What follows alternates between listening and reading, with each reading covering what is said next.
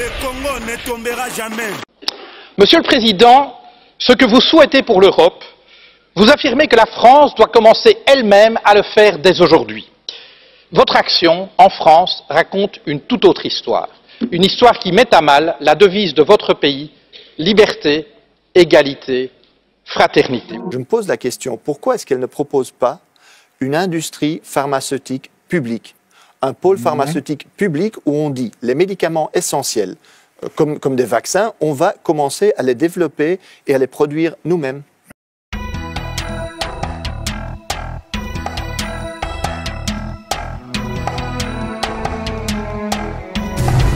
Sauvons l'Afrique. Ce n'est pas qu'aujourd'hui, dont le président africain essaie de recadrer le nouveau président français Emmanuel Macron. Ce n'est pas seulement l'aile gauche de la France ou le député d'aile gauche de la France essaie aussi de recadrer la politique de Macron. Le recadrage a commencé depuis longtemps, dont le président Macron a été toujours recadré par rapport à sa politique et à sa leadership. Bonjour, c'est votre frère Neville Toko.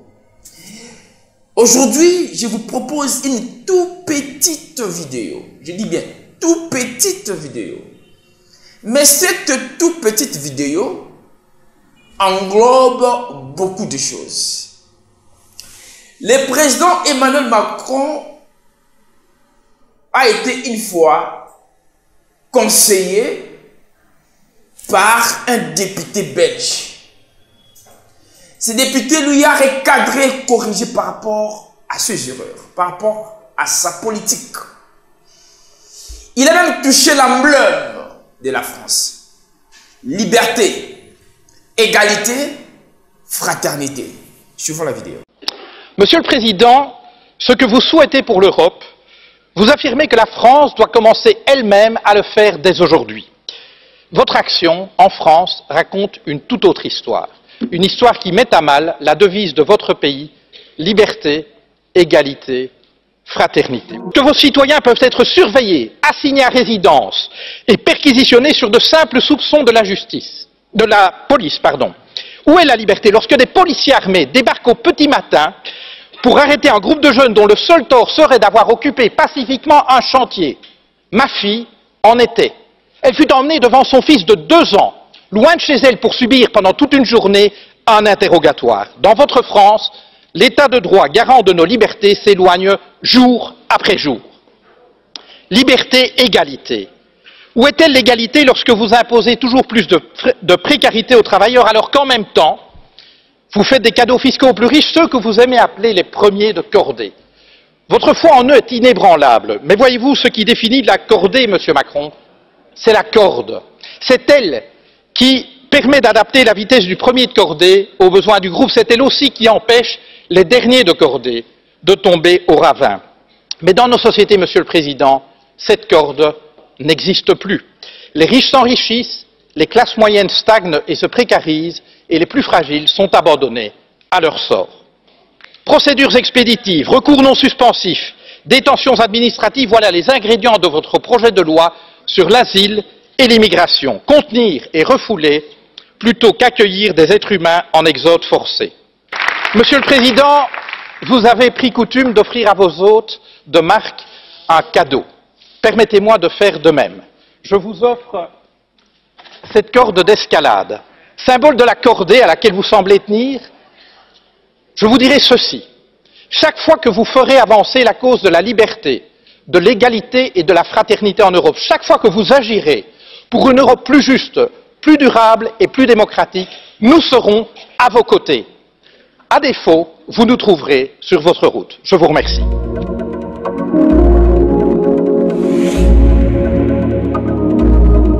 C'est précisément parce que, ici je suis avec en effet la légitimité du peuple français, mais avec toute l'exigence de celui-ci, que je ne peux pas accepter les propos que vous avez tenus sur ce qui se passe dans mon pays. Le premier, pour vous dire qu'il y a une constitution dans mon pays qui n'a pas attendu pour intégrer les libertés fondamentales, une déclaration des droits de l'homme, un préambule de 46, et qui a intégré toutes ces valeurs. Et il y a un Conseil constitutionnel pour juger et savoir si les lois respectent la liberté, l'égalité et la fraternité. Les lois dont vous avez parlé, le Conseil constitutionnel, que ce soit par saisine des parlementaires ou par question préjudicielle pour la loi sécurité intérieure et lutte contre le terrorisme, les a jugées. Et donc vous pouvez tenir des propos d'estrade. Ils peuvent vous aller, monsieur, parce que vous avez le confort de ce salon. Mais moi, je n'ai pas le confort de ce lieu. Et j'ai la cohésion, j'ai eu la courtoisie de vous écouter. Je vous demande la même courtoisie. J'ai eu cette courtoisie qui est démocratique. Vous êtes un représentant, je suis un autre représentant. Mais la loi sécurité intérieure lutte contre le terrorisme, elle permet de lutter contre les terroristes islamistes dans notre pays. C'est à ce titre qu'elle permet des visites domiciliaires, c'est à ce titre qu'elle permet en effet la protection d'espaces publics. Je l'assume totalement. Parce que je suis aujourd'hui le président d'un pays à de multiples reprises attaqué par des terroristes. Et je ne saurais expliquer à mon peuple que nous désarmons face à ce risque. Parce que des gens comme vous se permettent de proférer des contre-vérités au nom des principes qui sont ceux ancrés dans notre République et défendus par le Conseil constitutionnel et que porte tout un Parlement. Et au nom du respect que j'ai pour la majorité au Parlement comme pour le Conseil, je ne peux vous laisser dire les bêtises, pardonnez-moi de ce terme, que vous avez... Sanofi, Johnson & Johnson, Pfizer l'autre jour, voilà, il y en a 4 à 5 maintenant. Maintenant, la question c'est, nous avons déjà payé en grande partie pour ce développement, pour la recherche de ce vaccin. Hein. Nous avons aussi payé, nous sommes en train de payer en partie pour la production. Et il y a apparemment dans ces contrats que la Commission a signés une clause qui rendrait aussi financièrement responsables les États pour des dédommagements en cas d'effets secondaires. Oui. Et après, il y a encore le prix d'achat. Donc ça veut dire qu'il y a quand même un prix très élevé à payer et que moi, ce que j'ai demandé, c'est de dire, publier ces contrats. Je pense que c'est important. Effectivement, il faut aller vite. Mais la rapidité n'excuse pas un manque de transparence. La rapidité n'excuse pas non plus de conclure des mauvais contrats. Donc soyons transparents là-dessus. Ça me semble important. Et puis, on est effectivement en crise sanitaire. Si on veut multiplier la production de ce vaccin, il y a une solution. Et la solution, elle est proposée aujourd'hui par l'Afrique du Sud et l'Inde. Ces pays-là disent, si on veut produire le plus de vaccins possible, pour qu'effectivement il y ait une distribution de ce vaccin équitable partout, levons les droits de propriété intellectuelle, les brevets. Parce que tant qu'il y a une entreprise qui peut avoir l'exclusivité sur un vaccin, évidemment, il n'y en aura pas assez pour tout le monde. Et on pourrait payer aussi pour le brevet? Non. Oui, évidemment, il y a des dédommagements qui sont dans ce cas-là prévus, où on peut juste dire, voilà, il y a une situation d'urgence sanitaire, hein, nous ne voulons pas que ça soit le monopole et qu'il y ait des profits faits là-dessus. Ça peut se faire à travers des licences contraignantes, il y a différents moyens. Il y a aussi l'obligation, et ça je ne comprends pas pourquoi la Commission européenne ne le fait pas, il y a moyen d'inclure dans ces contrats l'obligation pour les entreprises de donner cette technologie-là à l'Organisation mondiale de la santé. Donc l'Organisation mondiale de la santé a mis en place ce qu'ils appellent un pool. Hein, donc c'est pas une piscine, mais c'est un endroit où on peut ajouter toutes les technologies pour que les chercheurs puissent les partager, avoir accès. Et de cette manière-là, on favorise justement l'échange et la coopération sur ce vaccin. Vous avez parlé de transparence. Là, justement, vous avez fait un gros reproche du fait que la Commission conclut des contrats mais ne les publie pas. On a posé la question et ils nous ont expliqué, oui, mais c'est aussi, on parle aussi des mécanismes de production de ces firmes qu'ils veulent quand même garder secret pour ne pas donner leur know-how à la concurrence. Est-ce compréhensible? Est-ce pas une logique là? La Commission européenne se cache donc derrière le secret commercial, le secret d'affaires. Le problème, c'est déjà qu'une grande partie de ces contrats n'ont rien à voir avec le secret d'affaires. Le prix payé, par exemple, aux États-Unis, on communique sur le prix payé. Donc, il y a une communication ouverte aux États-Unis sur le prix qui est payé. En Europe, la Commission européenne nous dit non, on ne peut rien dire. C'est quoi la différence exactement? Je ne comprends pas. La question des droits de propriété intellectuelle. À qui va appartenir ce vaccin que nous avons aidé à développer par des fonds publics? Est-ce qu'il va appartenir à l'entreprise ou est-ce qu'il va nous appartenir? La marge de profit, donc tout ça, la responsabilité financière en matière d'effets secondaires. Tout ça, c'est des éléments qu'on peut tranquillement publier. Mais même ça, la Commission ne le fait pas. La commissaire européenne m'a promis en plénière de publier des informations sur les contrats, mais il faudrait les informations des contrats. Et ce qui est possible ailleurs, pourquoi ce ne serait pas possible en Europe? Alors je leur ai posé inévitablement la question, est-ce qu'il y a quelqu'un qui vous contrôle? Ils ont dit, oui, bien sûr, nous sommes soumis aux procédures rigides classiques, les audits de la Cour des comptes. Ben, moi, j'ai évidemment confiance dans la Cour des comptes, mais aujourd'hui, on doit créer une confiance beaucoup plus large. Donc, nous avons aujourd'hui beaucoup de gens qui se posent des questions sur les vaccins, sur l'utilisation de l'argent public. Et la Commission européenne peut communiquer, mais elle refuse de le faire. Elle préfère de le faire dans les couloirs, dans les coulisses, etc. Et ça n'inspire pas confiance aux gens. Il faut bien le dire. Je veux dire, il faut quelque part aussi arrêter d'être dans sa tour d'ivoire et de dire non, parce que nous, on fait comme ça et il y a une autre institution qui nous contrôle, on n'a pas de compte à rendre aux citoyens. C'est ça aussi ma critique. Je veux dire, il faut commencer à rendre des comptes aux citoyens. Et je vais prendre un exemple qui m'a frappé particulièrement. Je ne sais pas si vous connaissez Gilead, qui est un grand laboratoire, Gilead Sciences. Ben, la Commission a fait un accord avec Gilead pour le remdesivir, ce qui est un traitement à la base conçu contre le virus pour l'Ebola, mais aujourd'hui utilisé parfois dans le cadre de la Covid. Eh ben, la Commission a annoncé un grand contrat pour 1 milliard d'euros le 8 octobre, tandis que le 23 septembre, l'Organisation mondiale pour la santé avait déjà dit à Gilead que vraisemblablement, selon leurs essais cliniques, il n'y avait pas d'effet réel de ce médicament. Alors moi, je me pose la question. Pourquoi est-ce que la Commission, le 8 octobre, a quand même conclu ce contrat, rendu public cette annonce? Est-ce qu'elle n'était pas au courant? Mais alors pourquoi est-ce qu'elle n'était pas au courant? C'est quand même une question qui se pose. Parce qu'aujourd'hui, proprement aujourd'hui, l'Organisation mondiale de la santé déconseille l'utilisation du remdesivir. Alors nous avons posé la question aussi au Parlement belge, et Frank Van den Broek, le ministre de la Santé belge, nous a dit oui, mais ce n'est pas prévu de renégocier ce contrat. Mais ça, je ne comprends pas. Donc on achète quelque chose, on paye un prix de 2 000 euros par traitement, pour quelque chose qui se produit à 6 euros, je pense, par traitement, et il n'y a pas moyen de renégocier, tandis qu'il n'y a aucune preuve.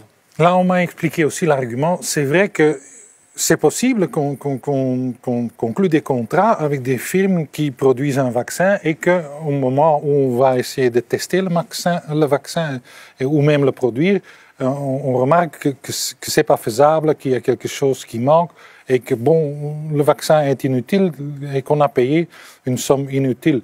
Mais c'est le risque qu'on doit prendre parce que ce que nous avons fait, nous voulons avoir une certitude qu'on aura le bon et il faut prendre le risque qu'il y en ait quelques-unes qui sont mauvaises. Ça semble assez logique, non? Oui, ce qu'il y a de logique là-dedans, c'est qu'effectivement, ce serait une erreur de dire on focalise toute notre attention sur un seul vaccin ou sur un seul procédé. Ça serait effectivement une erreur.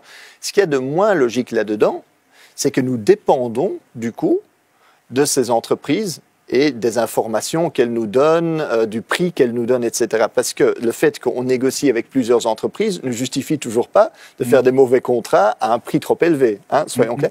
D'autant plus, et je le répète quand même, que pour toutes ces entreprises-là, hein, il y a eu des fonds publics utilisés dans le processus. Et je me pose la question, quand la Commission aujourd'hui est là, en disant « mais nous sommes dépendants entièrement de la volonté de ces industries pharmaceutiques. Je me pose la question, pourquoi est-ce qu'elle ne propose pas une industrie pharmaceutique publique, un pôle pharmaceutique public où on dit les médicaments essentiels, comme des vaccins, on va commencer à les développer et à les produire nous-mêmes. Est-ce que ça ne prendrait pas énormément de temps? Bien sûr. Il faut quand même créer cette expertise alors, non? Évidemment, bon, l'expertise en partie existe. Hein, donc il y a énormément de laboratoires qui sont déjà financés par le public, des universités. Donc il y a une recherche publique qui fait un travail exceptionnel déjà. Mais voyons aussi que quand la Commission européenne, parce que c'était en 2017-2018, la Commission européenne a voulu financer la recherche en faveur de, disons, vaccins pandémiques, en prévoyant qu'il pourrait y avoir une pandémie. À travers un instrument qu'ils ont, c'est le IMI, hein, donc pour les médicaments innovateurs. À ce moment-là, l'industrie pharmaceutique qui est représentée au sein de cet instrument, hein, de ce partenariat privé-public, a dit non, ça ne nous intéresse pas parce que ça ne va pas nous rapporter suffisamment d'argent, de bénéfices. Oui, mais c'était une autre situation. C'était une autre situation, sauf que nous, on savait, apparemment, les autorités publiques européennes savaient que ce risque existait et disaient on veut investir publiquement et de par ce partenariat avec les industries pharmaceutiques, on n'a pas assez fait. Et là, maintenant, on se trouve dans une situation où on se dit on est complètement dépendant Ce qui n'est pas vrai, parce qu'on a des outils, je l'ai dit, des licences contraignantes. On a l'OMS qui a ce mécanisme où on peut mettre les technologies ensemble pour mieux coopérer. Donc il y a des moyens, la Commission européenne peut faire des choses. Elle peut dire, s'il y a eu fonds publics, alors le contrôle et la propriété seront publics. Pourquoi on ne fait pas ça? Fonds publics, contrôle public. Ça me semble quand même évident. Et la Commission européenne refuse de le faire. Et elle cache le fait qu'elle refuse de le faire par un manque de transparence sur les contrats. OK. Merci beaucoup. Merci à vous. À la prochaine. Voilà, j'espère que ça a clarifié encore la discussion qui ne se terminera pas ici. Elle continuera encore pendant beaucoup de semaines, ici même au Parlement européen. Merci beaucoup à tous et une bonne soirée.